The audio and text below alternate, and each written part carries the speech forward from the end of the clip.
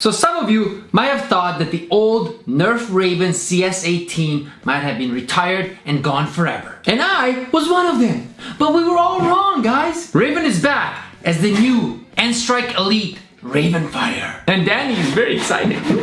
Except there's only one problem. The blaster looks exactly the same as before, except it was just kind of repainted. So basically they repainted it and slapped it back on the market. But let's cut all the intro BS and let's get right into it, okay? Finger snap, unbox.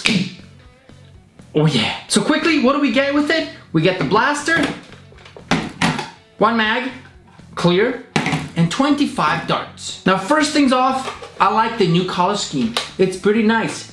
White, blue, and some orange in there. Pretty cool looking. And basically, that's the only change. Just the paint job. Because its body looks pretty much the same as that old school CS18 blaster. As I mentioned, included with the blaster is a 10 dart magazine. And they actually gave us 25 darts rather than 10 that go right in here. So you get some bonus darts. That's awesome. Good job, Nerf. I do like the clear magazine that they included with it.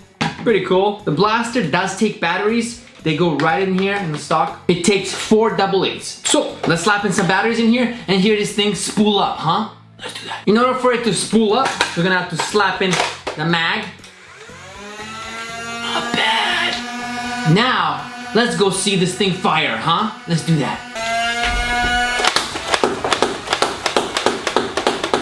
So that was alright to say the least. Motorized rapid fire blasting, as it says in the box. Sure, I mean if you think that, it is motorized, but is it rapid fire? No, because it just shoots single shots. So how is that rapid fire? I'm not sure. It's definitely single fire, not rapid fire. So we couldn't even get full auto blasting with it now. They couldn't upgrade that, just that one little feature. You couldn't make it a fully automatic blaster. That would have been real cool, Nerf. Imagine that, but no. You guys stuck with the original design, single fire. Ah, cool, man. So that's the thing, they couldn't rebuild the internals to make it fire full auto, but yet the price is still steep on it. No, Hasbro, that's not the way it works, man. One thing I want to mention, and it's kind of a common thing that Nerf does, or Hasbro, sorry, is that they paint a really cool color scheme on one side, and then when you flip the blaster, check this other side here.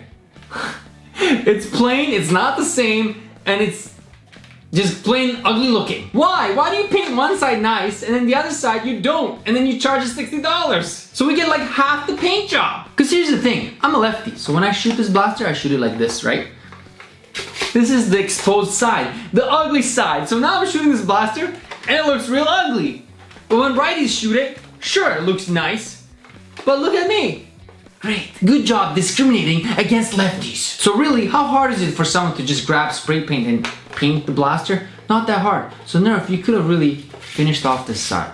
That would be really nice. Moving on. Blaster does have a few tactical rails up top here and on the side over here, which is kind of cool. You can pop in some of your attachments there. It does come with the N-Strike modular style barrel, which also means we can slap in our attachments on there, which is great. And I like that because you can kind of expand it and set it up the way you want it. So the way I would set up this blaster is pretty simple. I would keep the 10 round mag, which will make you think before you fire, and pretty much wait it out till you get the best shot. That's what you want. Also, I would attach a single barrel extension to it right over here, which will make it look nicer, and slap in maybe a light over here on this rail down here. And then you have an option whether you want to put a scope or not. I wouldn't. So let's do that. Let's slap in those attachments and see how it looks, huh?